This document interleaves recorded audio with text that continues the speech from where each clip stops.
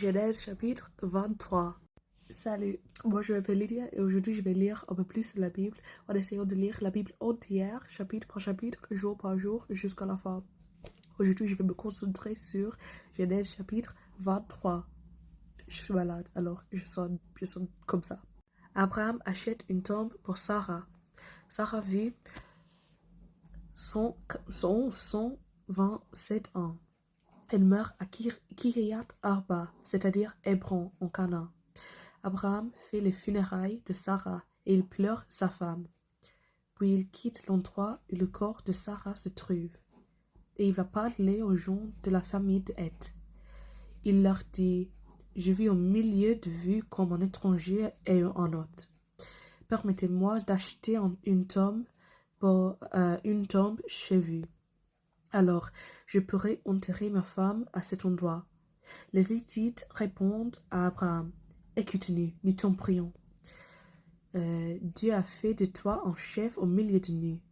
Enterre ta femme dans la meilleure de nos tombes. Parmi nous, personne ne te refusera sa tombe pour enterrer ta femme. Abraham se lève et s'incline profondément devant les Hittites qui habitent cette région.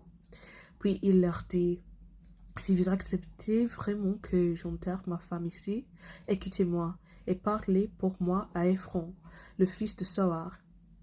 Demandez-lui de me vendre la grotte de Macpéla. Elle est à lui et elle se trouve au but de son champ. Demandez-lui de me la vendre à son juste prix, en votre présence.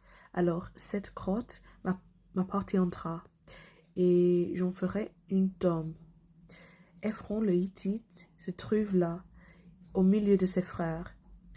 Il répond à Abraham assez fort pour que ses paroles parviennent aux oreilles de tous les Hittites présents à la porte de la ville. Ephron dit à Abraham: Non, écoute-moi, je t'en prie. Le champ, je te le donne. La grotte qui est au bout du champ, je t'en fais cadeau sur les yeux des gens de mon clan. Tu peux enterrer ta femme à cet endroit. De nouveau, Abraham s'incline profondément devant les gens de la région. Puis il parle à Ephron assez fort pour que tout le monde l'entende. Il dit: Écoute-moi à ton tour, je t'en prie. Je veux te payer le prix du champ. Accepte l'argent, et c'est là que je vais enterrer ma femme. Ephron répond à Abraham: Écoute-moi, je t'en prie. Un terrain qui vaut 400 pièces d'argent entre toi et moi, ce n'est rien. Enterre donc ta femme. Abraham se met d'accord avec Ephron. Il compte l'argent qu'il a promis de lui donner en présence des Hittites. 400 pièces utilisées habituellement par les commerçants. Voici ce qui appartient maintenant à Abraham: le champ d'Ephron, situé à Macpéla, à l'est de Mamré, la grotte et tous les arbres qui sont dans le champ.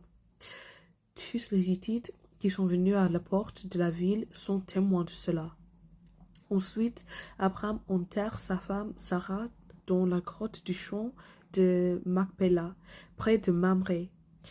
C'est à Hébron, en Canaan. Les Hittites reconnaissent qu'Abraham est propriétaire du champ et de la grotte qui s'y trouve. Il peut donc enterrer ses morts à cet endroit. Alors, merci de m'avoir écouté aujourd'hui et de lire la Bible avec moi, et aussi de supporter mon accent, ma prononciation, ma vélocité et ma maladie. Désolée de sonner comme ça. De toute façon, merci, et que Dieu vous bénisse beaucoup aujourd'hui et demain, et j'espère vous voir demain. À demain. Salut.